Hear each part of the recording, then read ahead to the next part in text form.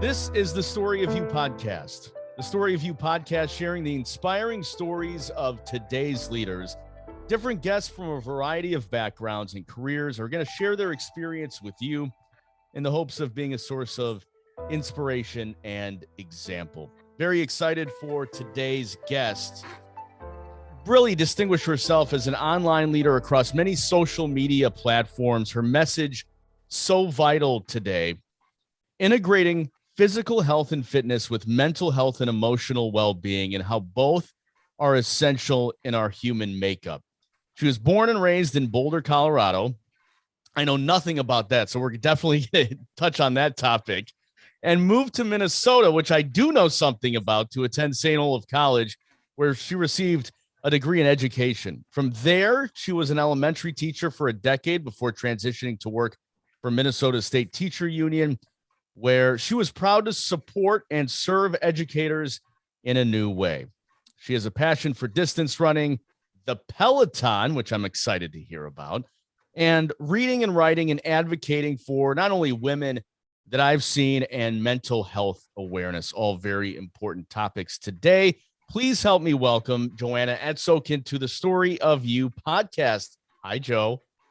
Hello, how are you? Thank you so much for having me. I'm blushing with that little introduction. Thank you. All well-deserved, and welcome.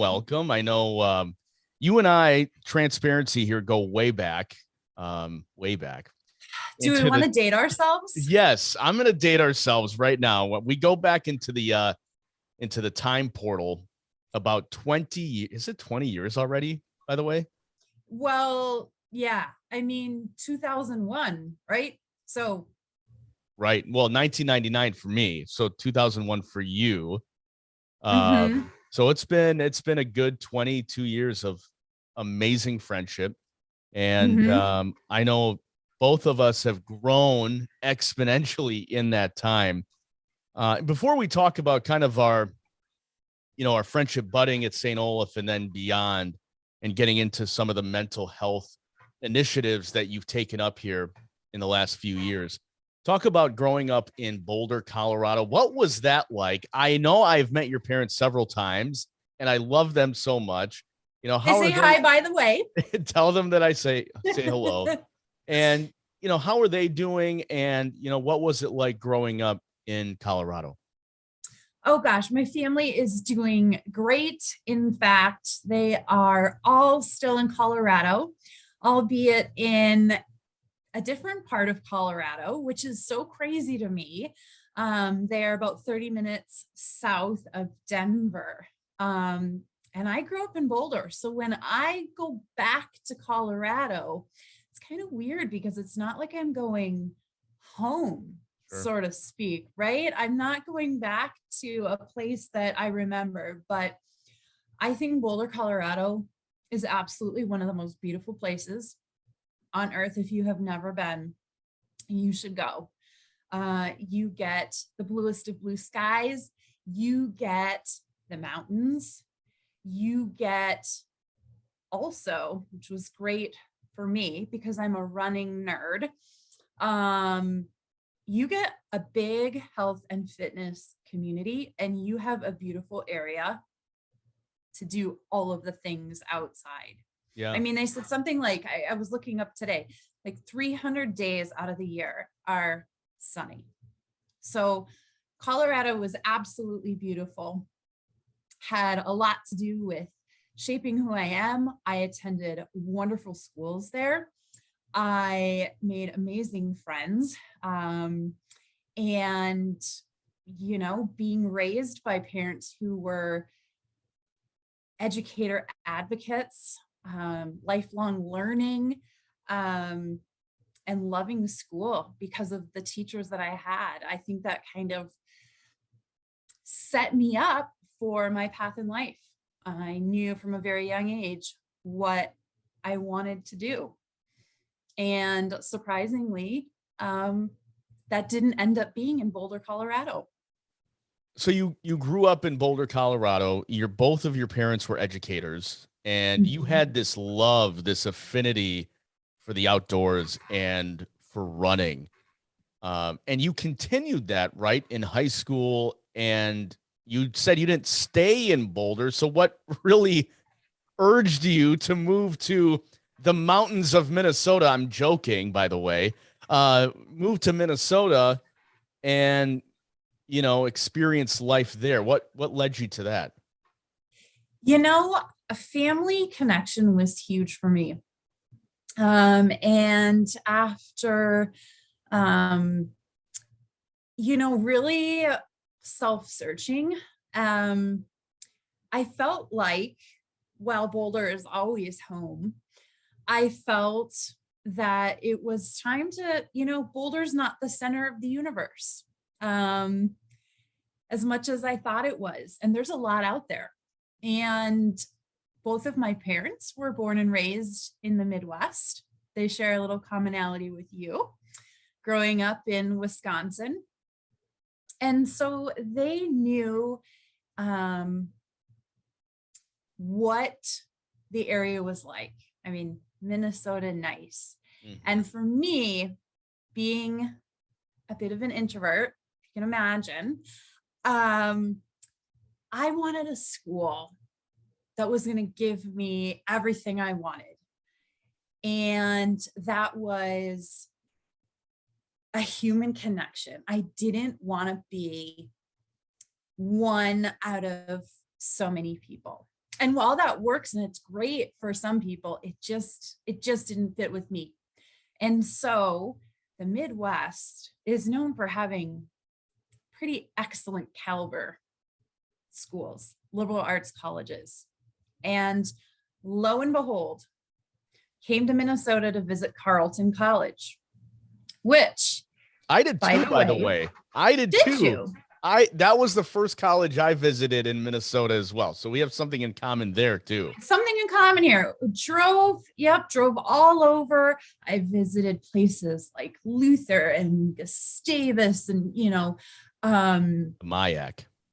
Yeah, all the Mayak colleges. You're right. And so the journey led to Northfield, Minnesota, to Carleton College.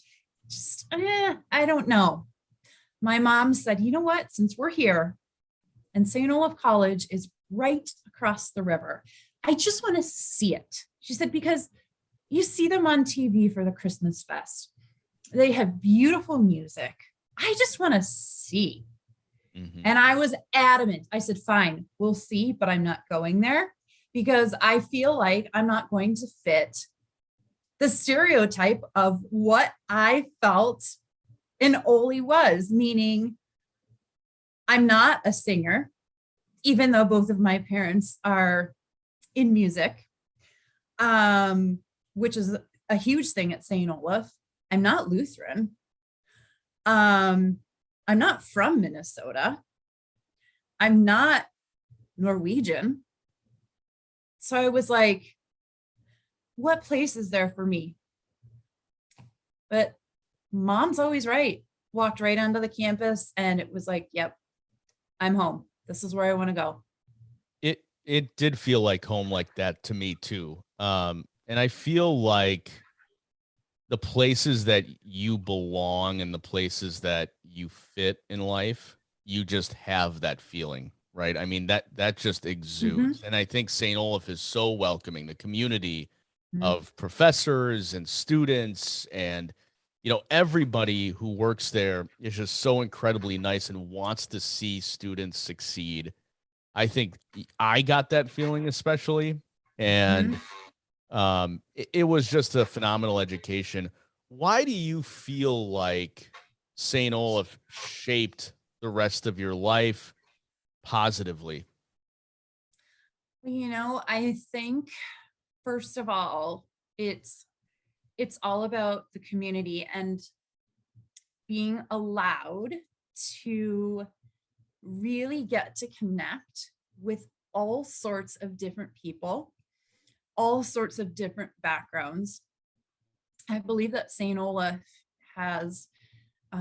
is known not only for its global studies program abroad, but it is known for having students from I don't know if you know the statistic, I don't, but many, many, many diverse countries from all over the world.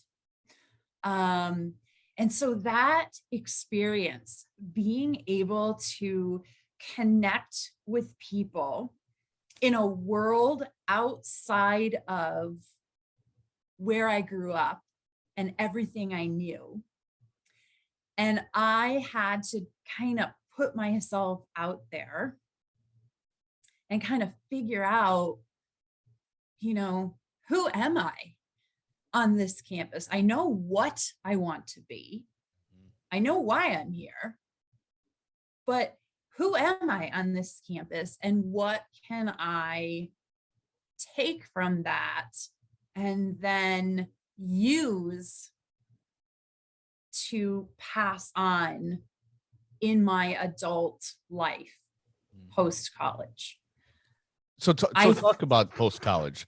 Talk about, how you utilize that. I know you kind of went off and did the teaching and Yes. did, educating, and you were ingrained in that culture for a while. Yes, I absolutely was. I was a teacher for about a decade, kindergarten and first grade, wonderful ages of kids. I absolutely loved them. I adored them.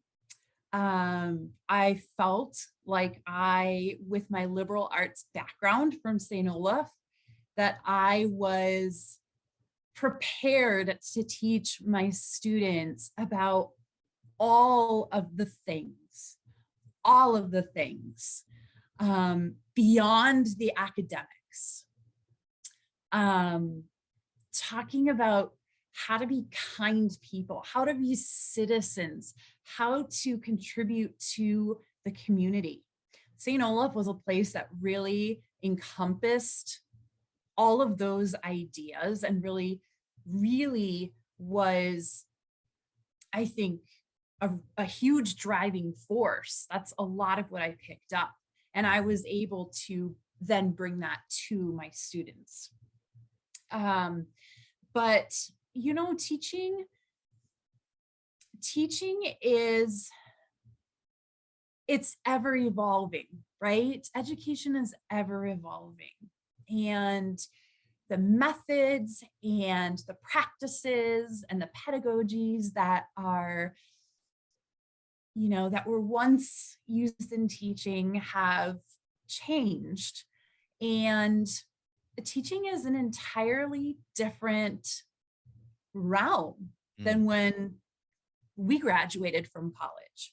And it was a realm that I felt a little bit uncomfortable in, just because I felt like I wanted to teach about being a person and how important that is to embrace who you are and understand who you are and celebrate who you are. And it just didn't work out for me that way. Yeah. I learned a lot of lessons. I grew, but it was time to move on and time to put on a different hat, so to speak. Well, let me tell you that. We're going to come back to the education piece as we talk about mental health and the initiatives that you're doing. But I want to touch on what you just said. That sometimes it's just time to move on. And I used to think that was not acceptable, right? Like as a human being, I said, you don't move on. You just do it, right? You live with the consequences, you improve, you try to make it better, but there's just no moving on, right? It's kind of like that quit mentality. And I didn't really have that. You know what? Sometimes in life, it's just okay to move on, not only for your mental health sake, not only for the quality of your life, but maybe the quality of other people's lives around you too, that are noticing. And in that spirit of moving on, I want to talk about 2009, because that year, life for maybe both of us changed. Not a little bit, but a lot because of this medal. And I know you still have it.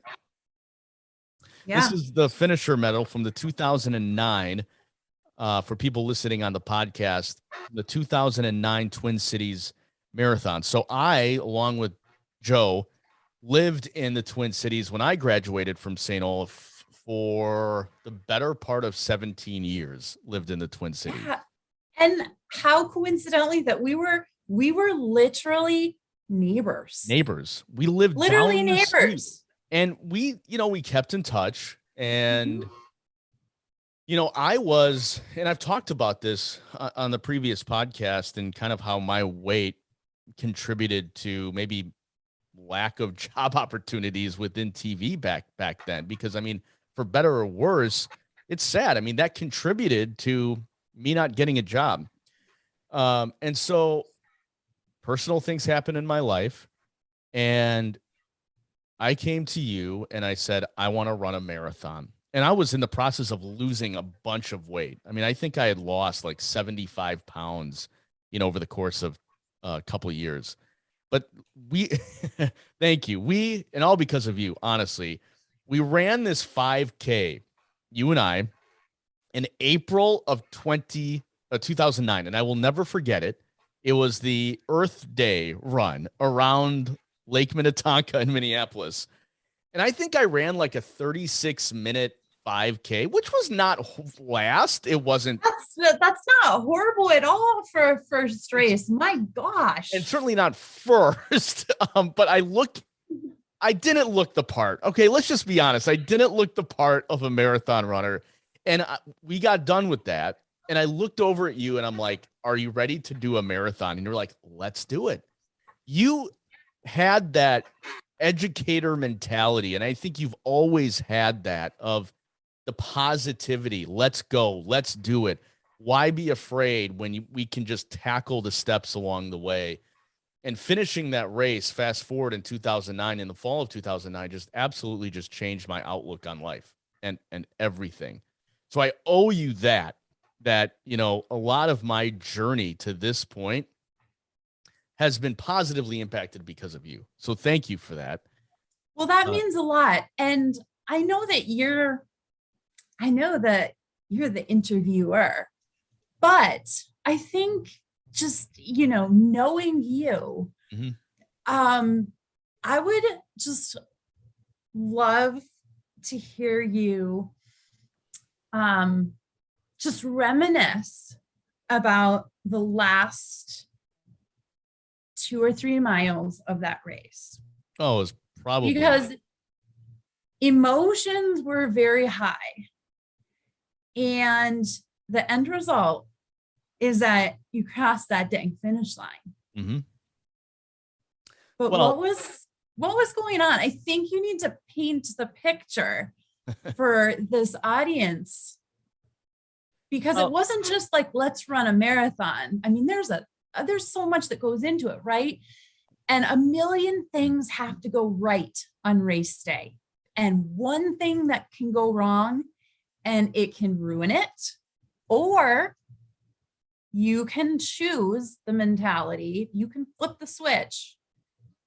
And you said that it turned into like the most memorable race of your life. Oh, so it was. How did that happen So, yeah, that's a really good question. So, I mean, I remember it vividly, right? This happened 13 years ago, and it's like it happened yesterday. Yes. We're running the race and we feel good. And, you're the distance runner. I am not the expert. I am not the distance runner. You know how to keep pace, which for runners out there who have not experienced running, keeping pace is difficult, right? I mean, when you're distance running, it's not like you're sprinting a mile and stopping. You've got to keep a steady pace for 26.2 miles if you can. And somewhere along those lines, that will drop off no matter who you are. If you're a, world record distance holder, marathon runner, you will drop the pace. It is just inevitable.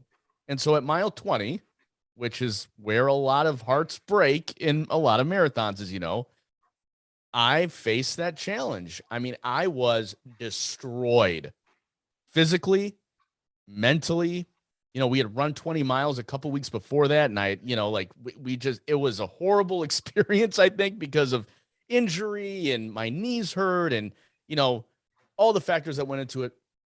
But you were right there by my side. And as we were kind of going up that gradual hill, the last 5.5 miles, you know, we even had somebody stop next to us on a bike and say, you know, is he okay? Can he go on? And you literally shooed that guy over like I've never seen in my life before. You're like, yes, he's fine. We're going to continue to do this thing. Stop talking to him. We're doing it. And that last push, what you're talking about, the mental breakthrough. And I think once you have that mental breakthrough, any doors open. And from that point forward, it was what came from that. That was almost the first brick in a whole lifetime of houses. And since then, I've done multiple marathons. I've done multiple Ironman triathlons. You know, I mean, it's just been so rewarding, but it all started from there. And yes, you're right. Everything does have to go right. But I will say this from, you know, we learn from poor experiences too. And, you know, my question to you, because I know how much running you've invested in over the years, and running to me is, I want to use the right words. Running to me is mental escapeness. It's therapy. It's therapy. It's centering back on yourself and what's important in life. I know from having a lot of years with running experience, you know, that's, you know, did that correlate for you? And is that a reason that running has been such a huge, and physical activity has been such a huge part of your life? Absolutely. I think you hit the nail on the head. First of all, you know, when we think about failure and hitting that wall, a great coach of mine uses the word fail as a first attempt in learning. So you take that. Hold on. Let me write that down. First attempt in learning. Fail. That's fail. So failure is not such a bad thing. We all have to hit failure at some point in whatever we're doing in our lives to be able to learn and keep going. That's how we learn. That's how we grow and evolve. But back to your question about running as therapy, yes, it was. And this is where it kind of gets into the mental health aspect of things for me. My running journey has kind of, you know, ebbed and flowed. It's been a positive thing in my life, and it has also been an incredibly negative thing in my life. And when I realized how negative it had become a few times, it was time to flip the switch, because running has always been my first love. In high school, when I was running, I was first diagnosed with generalized anxiety disorder. And when I was in high school, I had an image to maintain, not only as a strong physical athlete, but also as a strong student. And lots of pressure fell on my shoulders from my own self.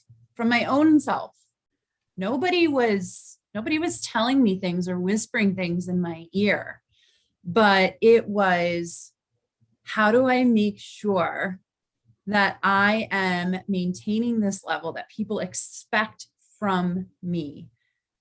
And it was almost like, how do I maintain this sort of this image and this idea of perfection? And all of that felt like I couldn't control all of that. It just made me absolutely antsy inside. Pardon the cat. I just was like, oh, there's the Bailey. I love Bailey.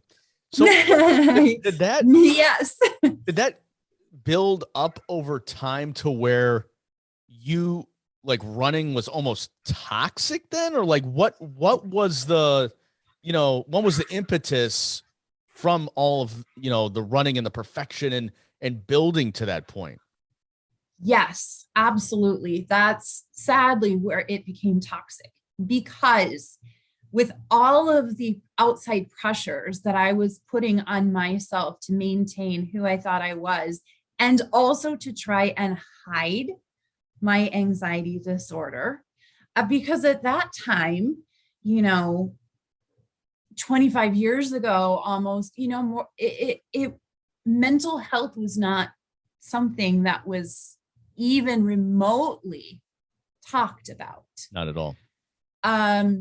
And so that was something I hid.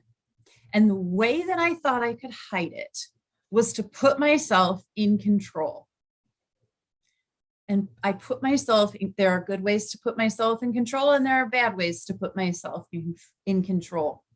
And I chose to control myself through running and how I looked.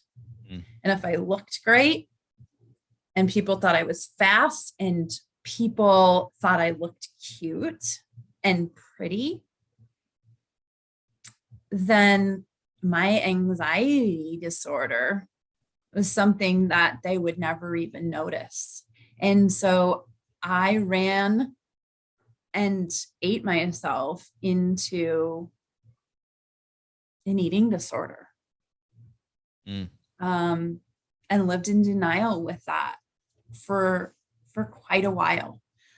And so, yeah, running became something that was toxic. It was not therapeutic. It was something that I said, if my entire world is out of control, this is how I can control myself. I control how far I run, and I'm going to control what I eat. Mm-hmm. And therefore, then I can hide my anxiety disorder. Wow. I mean, and for something you love, right? For something that has been such a lifelong part of you. I mean, to call it part of your identity, mm-hmm. and to almost be the most toxic thing for you too, is just so difficult to wrap your arms around. And it took me, and I want to ask you mm-hmm. about this, because there's a moment in everybody's life, right? There's a moment where it's like, I need to change certain things, or mm-hmm. I'm going to go downhill very quickly. There was a moment for me a few years ago where I said, I can't let because my weight really bothered me for years. I mean, I have had an up and down journey, as you know, with my weight. And I think a few years ago, I kind of came to a settling place in my life where I'm like, I can't do this. I cannot maintain it. Number one, I don't have the energy to do that anymore. Number two, why in the first place am I doing it? Why do I want to do that? Mm-hmm. And so I became comfortable with the fact that I need to express my mental health a different way. I need to reshape the way I think about athletics, about, mm-hmm. Self-image, what that means. And for me, it was like on TV, you see it every day. Am I getting bigger? Is my face, lit the right way? I mean, so there's a cost to everything. where I'm going with Yes. this is, was there a time for you, was it a couple of years ago, where you said, listen, I have to change the way I think about things, or, I'm going to be in trouble? Yes, absolutely. Over the last, I would even say 5 or 6 years, right? I experienced something I never thought I was going to experience in my life, which was divorce. And having been with someone through college, having had relationships through high school, right? Because that was a part of, if I'm in a relationship with someone, that upped my self-worth, right? And again, that hid all of that ish that was inside of me. Right. If I was in a relationship, that meant I was accepted, I was good enough. And all of my self-confidence, sadly, was placed on the opinions and the validations of everyone around me, whether I knew them or not. I went through a divorce. It was an absolute culture shock. I didn't know what to do with myself. Pretty low period in my life trying to figure out who I was. Mm-hmm. Who am I? Outside of this partnership that I had with someone for the better part of almost 15 years, mm-hmm. which is a long time. COVID comes around, and during this time, my panic attacks resurfaced. I don't know if it was because of COVID or what. And panic attacks, I will tell you, are the scariest thing that I have ever dealt with in my entire life. They are very hard to describe to someone who doesn't have anxiety and panic disorder. But it got so bad, and I'm by myself in the middle of the night, shaking and thinking I'm going to die and what's wrong with me, and I couldn't stop it. And this just kept happening. This was a cycle. And I have never expressed this publicly, but I was on the phone with the hospital saying, I need you to check me in right now because my life is so out of control and I don't know how to stop this. I need help. So number one, I think it's recognizing that A, I'm not okay, and that's okay. And B, I'm going to be an advocate for myself because who else is going to be? And I am going to ask for what I need. And I'm not going to be afraid of that. I am done trying to hide and cover it up. It's time to just little by little shed all of the layers off and find myself. And let me tell you, it is extremely difficult to have that self-realization, because I can tell you personally, Joe, that for me, I'm like, I can fix it myself. Fix it myself. And I'm sure you felt that way over the course of many, many, many years. I'm just going to go out for a run and it'll fix itself, and it'll fix it. Or someone else will fix it for me. Correct. By giving me a validation. Mm. It was not even necessarily me. It was someone else. Someone else is going to do the work for me. And I was not the one putting in the work until recently. And talk about putting in the work, talk about now being an advocate for mental health, pairing that with what you love again, which is running. Yeah. And we use the word balance a lot, but boy, do I feel like it's the correct word to use here. And having the balance, finding, a career that you're passionate about now, Yeah. and, being an advocate for mental health. If you could just talk about those steps and where you are today. For sure. So, everybody's mental health journey is different. I definitely want to preface my experience with panic disorder on top of generalized anxiety disorder. Just like humans, we're all unique, we're all individual. And so when I talk about what worked for me, that's something that worked for me.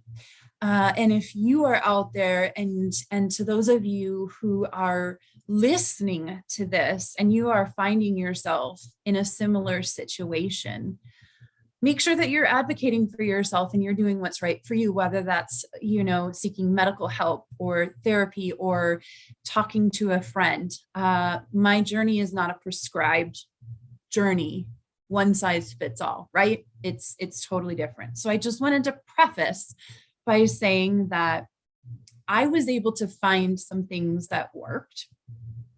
And I think perhaps what I want to share most is being able to be in a place to turn my thinking around. Now, for me, that came after consulting and working hard with a team of doctors and psychiatrists and 2+ years of medication adjustments. I needed to get myself physically in a spot where I could then mentally start to refocus. So I had to feel physically strong in order to work on the mental, which just meant not even necessarily running. It just meant being able to get out of bed. It meant being able to live my life, because for a while it was so debilitating. I couldn't get out of bed. But here's what I learned. I can control what I think are the two most important things. I can control my breath, and I can control my words and my thoughts. I have learned that I write my own story. I am the author. My mental illness, my panic disorder, that's not the thing that's holding the pen. I am the one that's holding the pen. I get to write things down. And, when you journal, when you write, back in high school, you think about trying to find those perfect words to fit on the page. And I have learned that it is okay to throw away words and thoughts that no longer fit my journey or the part of life that I am in now. And it's okay to toss them away, like I do when I have a pair of pants that doesn't fit. I give that to Goodwill. I'm just going to toss those words and those thoughts out. And so, like you go out shopping for new clothes, I shop around for new words and new thoughts that inspire me, that become my mantras. I read a lot. I listen a lot. I let myself become inspired by words, even if they aren't mine. I try them on and I see if they fit. Mm-hmm. And that's where I was able to come to a place of joy again in my running. Because I needed a physical outlet to truly feel and heal. I was working on my mind. I wanted to work on my body. And I think both being physically fit and mentally fit, emotionally fit, if you will, are so vital. You can't have one without the other. And here's what I think. I want to go back to that marathon that you and I ran together in 2009, where it was hard. Mm-hmm. First of all, I want to say, if you ever want to be inspired, go watch a marathon. Go watch one. You don't have to run one. Go watch one. And see all of these different runners, different parts in their journey, old, young, medium, for whatever reason. They have their reasons and their whys for doing this marathon. But go see it and go watch. What I think you and I didn't think about at the time was that the most interesting part of the marathon and the hard is that, Val, we chose the challenge, right? We chose it. We chose it. It didn't choose us. There are many things like a panic disorder, anxiety. I certainly didn't choose it. Other things, cancer, divorce, all of these horrible things that are happening. I think we don't recognize how huge it is to be able to choose your hard. And so when we choose our hard in a safe place, right? You and I were literally holding each other up to get to the finish line. True story. Right? When you are surrounded by people, strangers you'll never see again, but are yelling your name because we had matching shirts, right? And to hear your name and to go through the hard in that kind of place and to be able to go through emotions. I mean, you and I went through a variety of emotions, probably every human emotion on the planet during that marathon. We were elated. We were happy. We were, oh yes, we are bad. Can I say bad? Sure. Badass. We were badass people, right? We were strong. We were good. We were high-fiving along the way. And then, we get to the ouch and the why did we do this and the frustration. And both of us were crying and everything. But in that safe place, we can choose, right? The two things that I said are the most important things that we can choose to control: breath and our words. Mm-hmm. And when you're able to breathe and calm down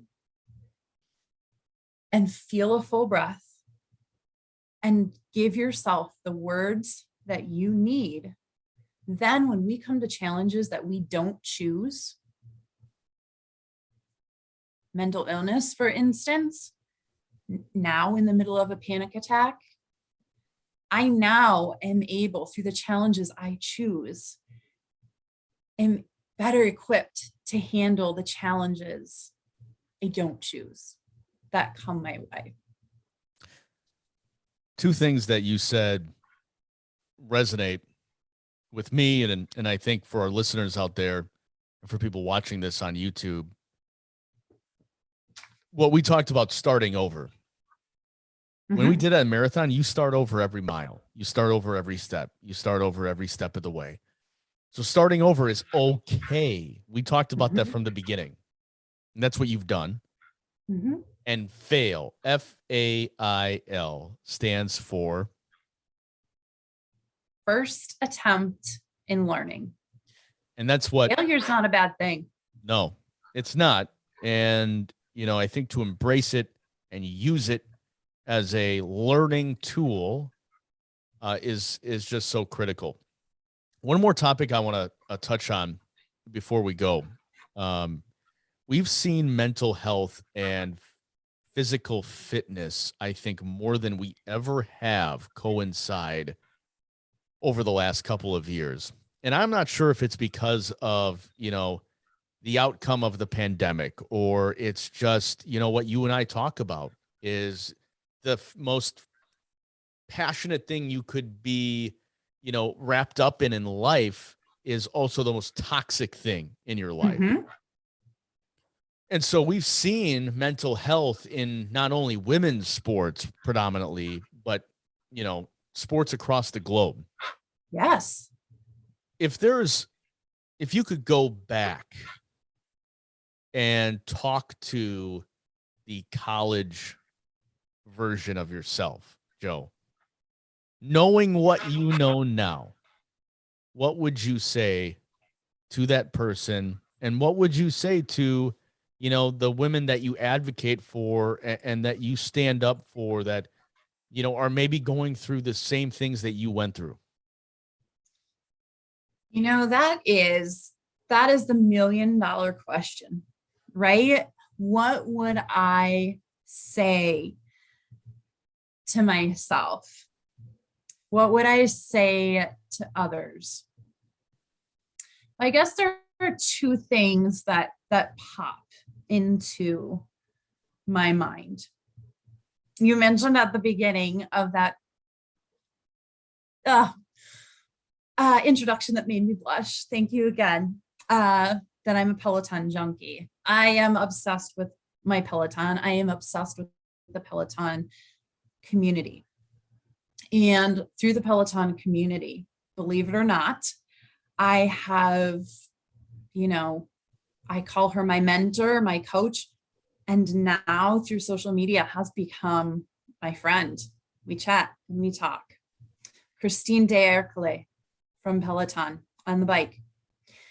And she shared an incredible story that I wish I had heard then. But now it is just like I try on words that fit that aren't mine.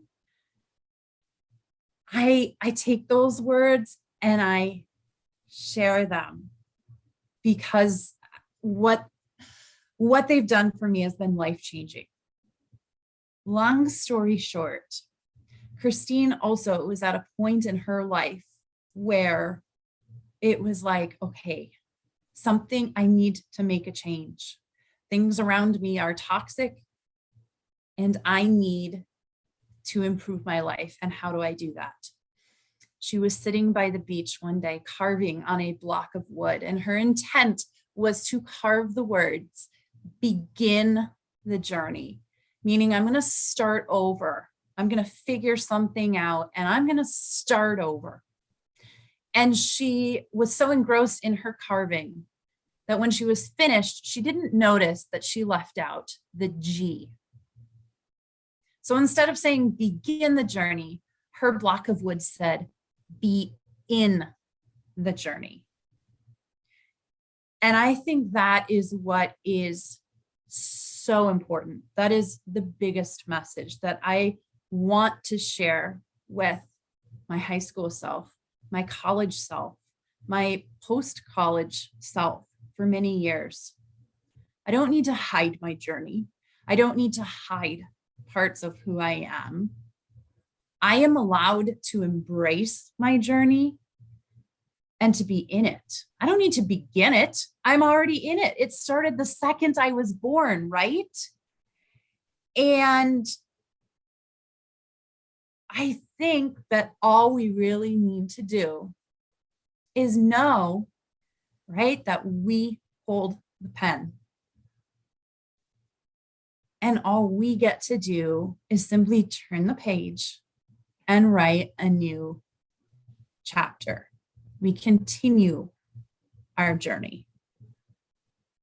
Well, those are wise words beyond my years, right? And I wish, you're right. I wish I had somebody back then telling me to just be in it. Just don't if you need to start over, it's okay. You write the story. Don't let anybody else tell the narrative of your life or influence the narrative of your life. We get a chance to do that every day, and just sharing your story is just incredible. So thank you for that. And I know you're very involved in social media and Instagram. Can people find you online? Can they follow you on Instagram? I know you've got some big things in the works, including a YouTube page and a book as well. So where do people find you? You can find me on Instagram at @Token. I'm sure that hopefully in your little, I don't know, what do you call it? The little details of the description of our interview of the episode, that you can put that in there for the spelling. But you can certainly find me there at JETSHOKIN, and you can find me on Facebook at Joanna Grace. But either way, I would love I am so inspired by stories, hearing people's own journeys, and using social media as a positive way to do that. So yes, I would love to connect with all of you out there, and let's create a movement, right?